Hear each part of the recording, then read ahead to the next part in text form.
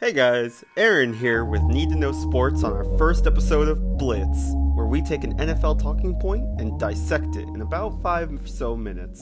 Let's dive in. Two of the best NFL offenses in 2024. One ran through everyone, the other threw over everyone. But in the end, who was really more dangerous? The Detroit Lions or the Baltimore Ravens?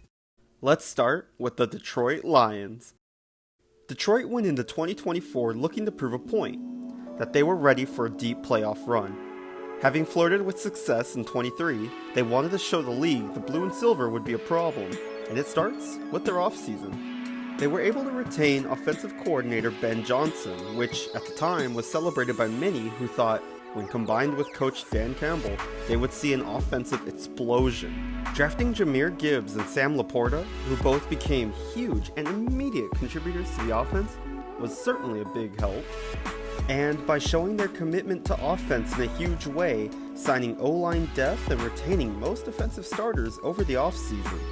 The stage was set for Goff to silence the doubters, and boy, were they silenced. Touchdown Detroit! Touchdown Lions! It's with Laporta for a Lions touchdown! Jahmyr Gibbs, one man to beat, he'll beat him! Touchdown! Goff set the league on fire with his new offensive weapons, awakening a beast that not even the most delusional could fathom, and seemingly out of nowhere. Could it have stemmed from his contract talks stalling over the offseason? Or was it simply a case of Gibbs and Laporta making a case to be the best rookie duo in the league?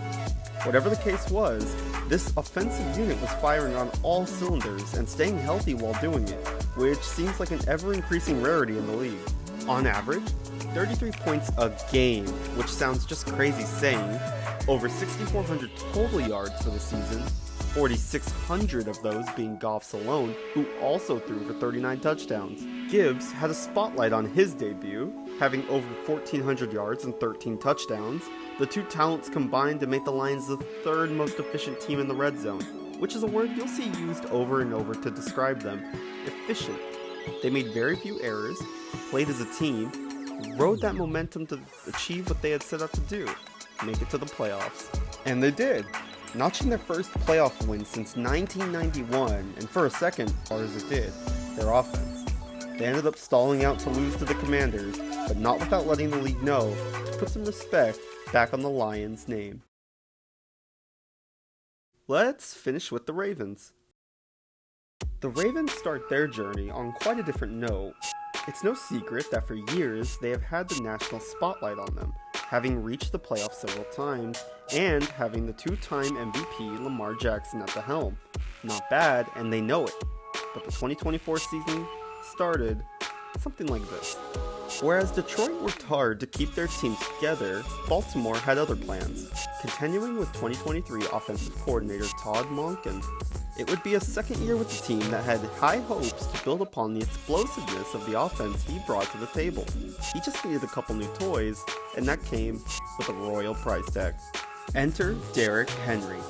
Who needs no introduction, the king of the run game signed with Baltimore at the start of the year, which would allow them to add a power run option to their arsenal, without Lamar having to take those risks himself. This would open up the dynamic they successfully predicted for the season, a fast, run-and-gun system that built upon an MVP-caliber offense, with developed talents like Zay Flowers, who had a breakout preseason. This mixture of schemes they could now experiment with only deepen the bag of tricks they could pull on offenses, and it worked. Touchdown Baltimore! Week Touchdown! after week Touchdown Baltimore! after week. Touchdown Baltimore! Henry proved all the doubters wrong about his aging performance, and that he was still worthy of the King title. Over 1,900 yards, 16 touchdowns, he proved that he was the perfect addition to the Ravens offense.